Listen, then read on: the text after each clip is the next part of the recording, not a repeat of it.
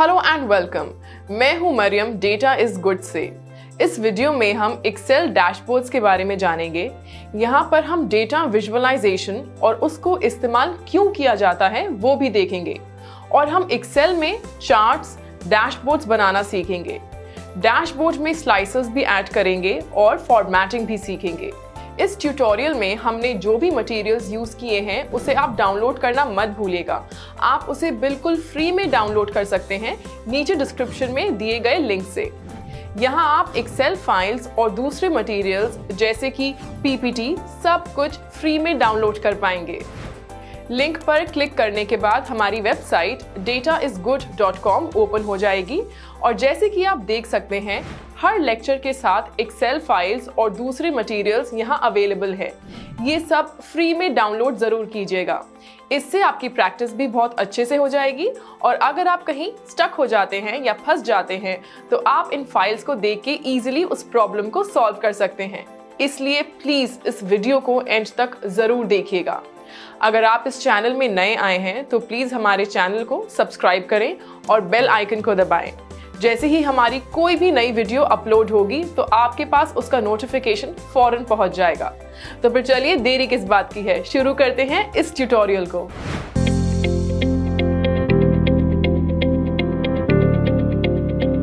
Hello and welcome. पिछले section में हमने पिवट टेबल्स और पिवट चार्ट्स के बारे में पढ़ा था। इस सेक्शन में हम डैशबोर्ड्स के बारे में जानेंगे, पर उससे पहले हम ये समझ लेते हैं कि डेटा विजुअलाइजेशन आखिर होता क्या है और इतना ज़रूरी क्यों है। डेटा विजुअलाइजेशन एक ऐसी टेक्नोलॉजी है जो एक टैबुलर इंफॉर्मेशन या डेटा को ग्राफिकली रिप्रेजेंट करती है। डेटा विजुअलाइजेशन टूल्स की वजह से हम डेटा में ट्रेंड्स, आउटलायर्स या फिर पैटर्न्स को आसानी से समझ सकते हैं।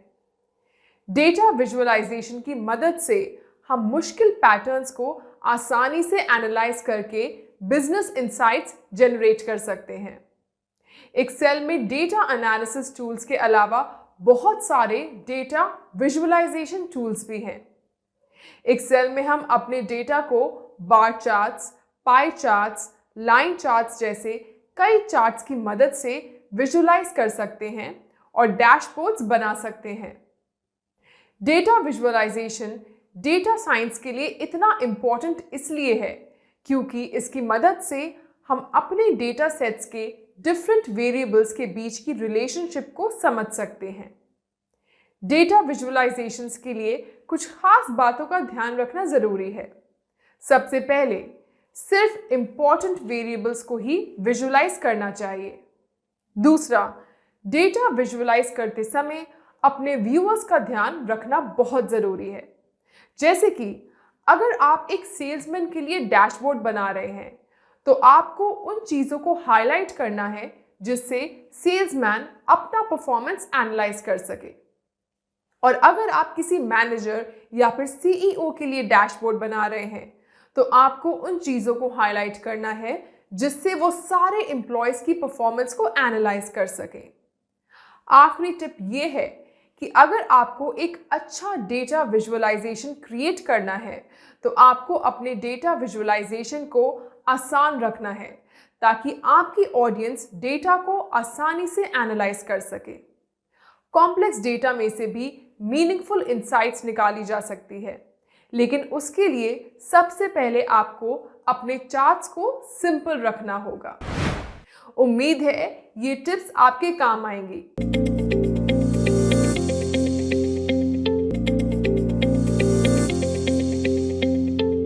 और इस लेक्चर में हम चार्ट्स बनाना सीखेंगे। चार्ट्स क्रिएट करने के लिए हमारे पास इंसर्ट पेन में bar charts, pie charts, column charts के अलावा और भी बहुत सारे चार्ट्स हैं जिसमें से हम कोई भी चार्ट यूज कर सकते हैं। मान लीजिए हमें एक कॉलम चार्ट का इस्तेमाल करके हर रीजन का टोटल सेल्स निकालना है। इस प्रॉब्लम को सॉल्व करने के लिए हम सबसे पहले एक पिवट टेबल बनाएंगे और फिर डेटा सिलेक्ट करने के बाद पिवट टेबल पर क्लिक करेंगे। इस बार हम पिवट टेबल एक नई वर्कशीट में क्रिएट करेंगे। उसके बाद हम रीजन कॉलम को रो लेबल्स में ड्रैग करेंगे और सेल्स कॉलम को वैल्यूज रीजन में ड्रैग करेंगे। आप देख सकते हैं कि हमारा पिवट टेबल बनकर तैयार हो गया है। अब हम अपने पिवट टेबल को सिलेक्ट करेंगे और इंसर्ट पेन के अंदर कॉलम चार्ट सिलेक्ट कर लेंगे। आप अपनी चॉइस के हिसाब से कोई भी चार्ट सिलेक्ट कर सकते हैं, लेकिन हमने कॉलम चार्ट सिलेक्ट किया है। आप देख सकते हैं हमारा कॉलम चार्ट रेडी है। हम चाहे तो अपने चार्ट का साइज भी चेंज कर सकते हैं। हम अपने चार्ट का टाइटल भी चेंज कर सकते हैं। इस केस में हम अपने चार्ट का नाम टोटल सेल्स पर रीजन रखेंगे। हम अपनी शीट का नाम भी चेंज कर देंगे और इसका नाम रखेंगे सेल्स पर रीजन। चलिए एक और चार्ट क्रिएट करते हैं। मान लीजिए अब हम हर रीजन का टोटल प्रॉफिट निकालना चाहते हैं। उसके लिए हम फिर से एक पिवट टेबल बनाएंगे। अब हम रीजन कॉलम को रो लेबल में ड्रैग करेंगे और प्रॉफिट को वैल्यूज फील्ड में ड्रैग करेंगे। फाइनली हम पिवट चार्ट ऑप्शन पर क्लिक करके डायरेक्टली बार ग्राफ बना सकते हैं।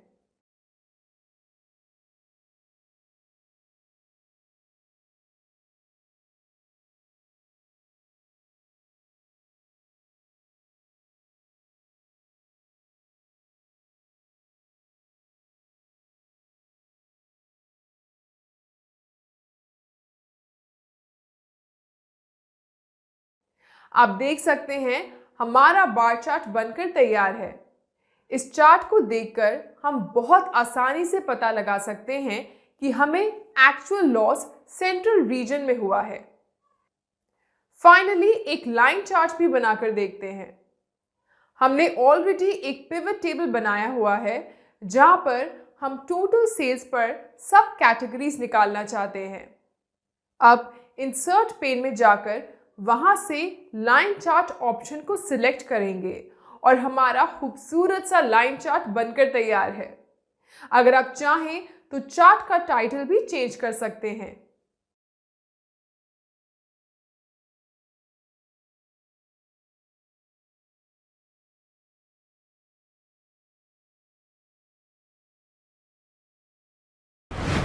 तो देखा आपने एक्सेल में डेटा विजुअलाइजेशन चार्ट्स बनाना कितना आसान है।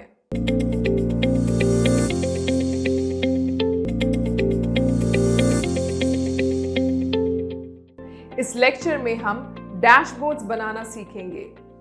डैशबोर्ड्स को इंफॉर्मेशन मैनेजमेंट और डिसीजन मेकिंग के लिए इस्तेमाल किया जाता है। सिंपल वर्ड्स में कहें तो डैशबोर्ड्स डेटा को एक स्टोरी की फॉर्म में प्रेजेंट करता है। पिछले लेक्चर में हमने कई चार्ट्स बनाए थे और अब हम उन्हीं चार्ट्स का इस्तेमाल करके एक नया डैशबोर्ड बनाएंगे।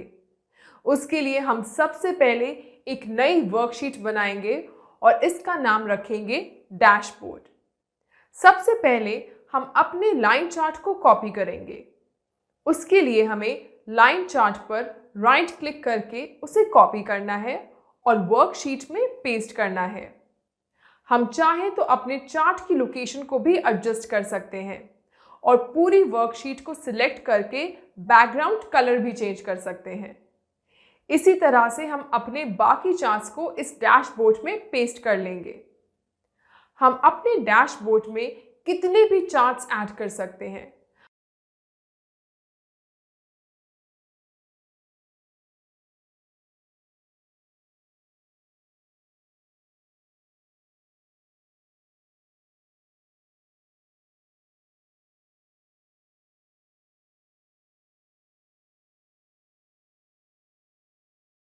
पर ध्यान रखिए कि आप अपने डैशबोर्ड में सिर्फ इंपॉर्टेंट और अप्रोप्रिएट चार्ट्स को ही ऐड करें, वरना आपका डैशबोर्ड खराब हो जाएगा। हमने इस डैशबोर्ड में एक एडिशनल चार्ट भी ऐड किया है जो कि टॉप 5 प्रॉफिटेबल सब कैटेगरीज को डिस्प्ले करने के लिए ऐड किया गया है। And that is wonderful. हमने एक्सेल की मदद से एक खूबसूरत और इंफॉर्मेटिव डैशबोर्ड बना लिया है।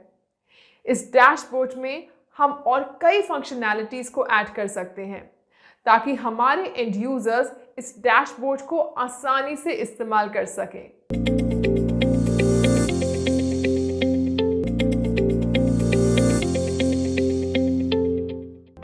इस लेक्चर में हम डैशबोर्ड में इंटरएक्टिविटी ऐड करना सीखेंगे। एक्सेल डैशबोर्ड्स में इंटरएक्टिविटी ऐड करने के लिए हम स्लाइसर्स का इस्तेमाल करेंगे। स्लाइसर्स की मदद से हम बटन्स ऐड कर सकते हैं जिस पर क्लिक करने पर हमें फिल्टर्ड डेटा और चार्ट मिलता है।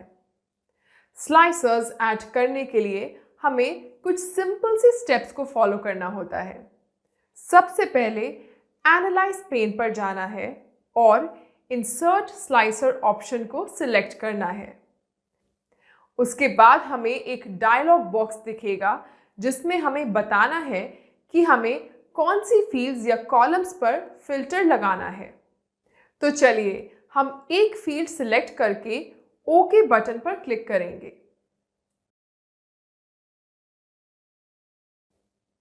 आप देख सकते हैं कि हमारा पहला स्लाइसर ऐड हो चुका है। चलिए स्लाइसर्स को ट्राई करके देखते हैं।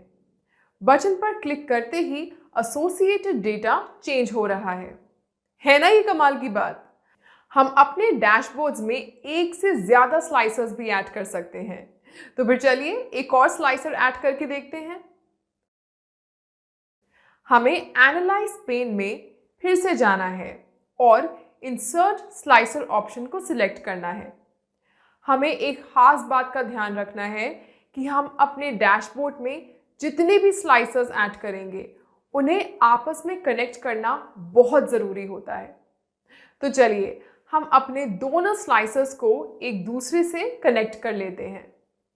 उसके लिए एक स्लाइसर पर राइट क्लिक करें और रिपोर्ट कनेक्शंस ऑप्शन को सिलेक्ट करें। और अब आप उन सभी पिवट टेबल्स को सिलेक्ट कर सकते हैं जिन्हें आप स्लाइसर की मदद से कनेक्ट करवाना चाहते हैं। इसी तरह से हम दूसरे स्लाइसर पर भी राइट क्लिक करेंगे और रिपोर्ट कनेक्शंस ऑप्शन को सिलेक्ट करके सारे पिवट टेबल्स को कनेक्ट कर देंगे।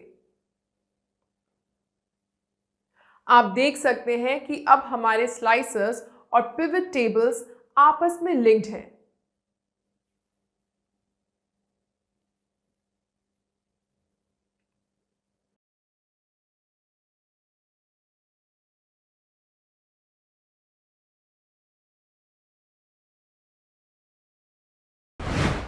तो इस लेक्चर में हमने अपने एक्सेल डैशबोर्ड्स में स्लाइसर्स ऐड करना सीखा, जिससे हमारा डैशबोर्ड और भी इंटरैक्टिव हो गया।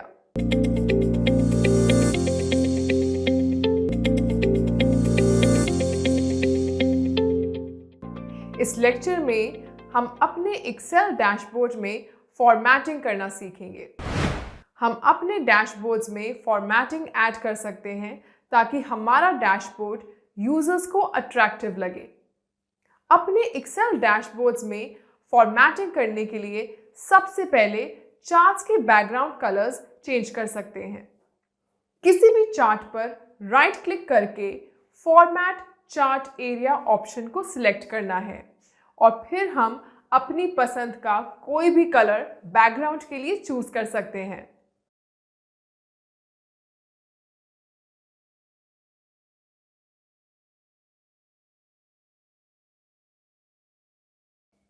उसके बाद अगर हम बॉर्डर कलर ऑप्शन को देखें तो हमारे पास दो ऑप्शंस हैं, no line and solid line, जिसमें से हम कोई भी ऑप्शन सिलेक्ट कर सकते हैं।